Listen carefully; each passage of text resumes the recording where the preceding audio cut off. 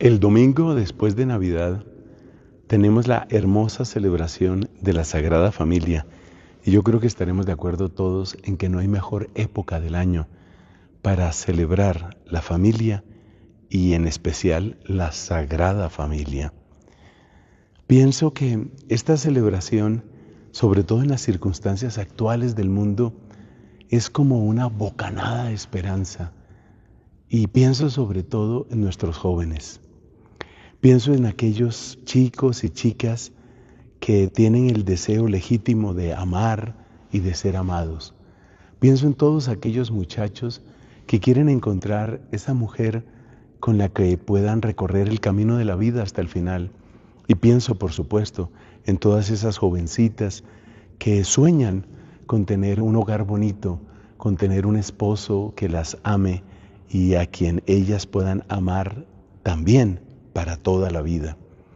Y fíjate cómo insisto en eso, para toda la vida, porque el amor, como bien lo explicaba San Juan Pablo II, el amor que se pone límites desde el principio, el amor que dice, te voy a amar durante tanto tiempo, te voy a amar pero si todo sale bien, te voy a amar pero si sigues siendo bonita, te voy a amar pero si las finanzas funcionan.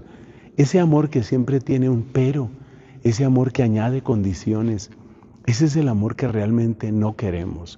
Ese es el amor que no necesitamos. Ese es el amor que nos va a dejar tirados al borde del camino. Ese es el amor que finalmente traiciona el corazón y nos deja solos y nos deja fríos y nos deja muertos.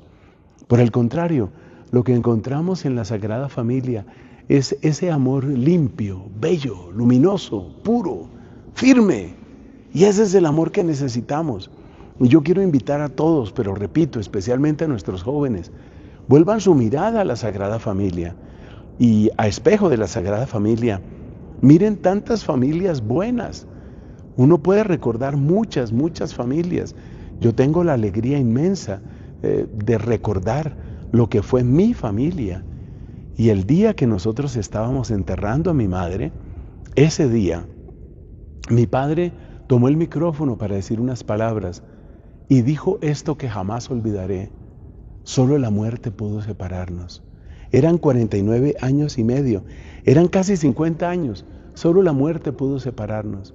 Esos son los amores que valen la pena, esos son los amores que dan esperanza, esos son los amores que sirven de referencia para las nuevas generaciones.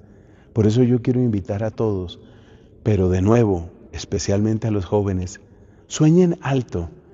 No se conformen con cualquier cosa, no se conformen con, yo voy a tener una relación bonita y entonces, y si todo sale bien, seguimos.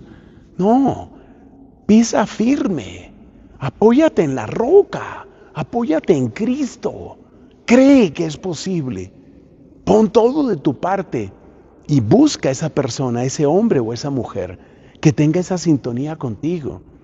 Cuando yo veo que se juntan para ver qué resulta, eso es empezar muy mal, pero muy mal. Y cuando se juntan, pero ten cuidado, mi dinero va a seguir siendo mío, tu dinero va a seguir siendo tuyo, tú no te vas a meter en mis cuentas. O es decir, si vamos a compartir nuestros cuerpos, porque la parte sexual está realmente hipervalorada, si vamos a compartir nuestros cuerpos, pero nuestras finanzas no, nuestros sueños no, nuestros programas profesionales no. Oye, ¿qué significa todo eso? ¿Sabes lo que todo eso significa?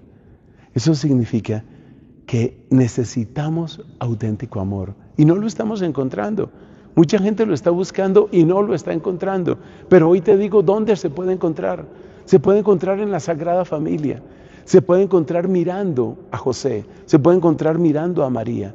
Se puede encontrar allí donde Jesús está presente, donde Jesús es el centro, donde Jesús es la unión, donde Jesús es la roca. No te resignes. No te resignes a cualquier cosa. Empezar a tener sexo con uno y con otro. Me voy a vivir con este, después me voy a vivir con este otro. No encontré amor en un hombre, suponiendo el caso de una mujer, entonces lo busco en otra mujer. No te conformes con eso. Vuelve tu mirada, levanta tu mirada al plan de Dios. Levanta tu mirada al poder de Dios. ¿Y qué es lo que te está diciendo la Sagrada Familia hoy? Sí es posible.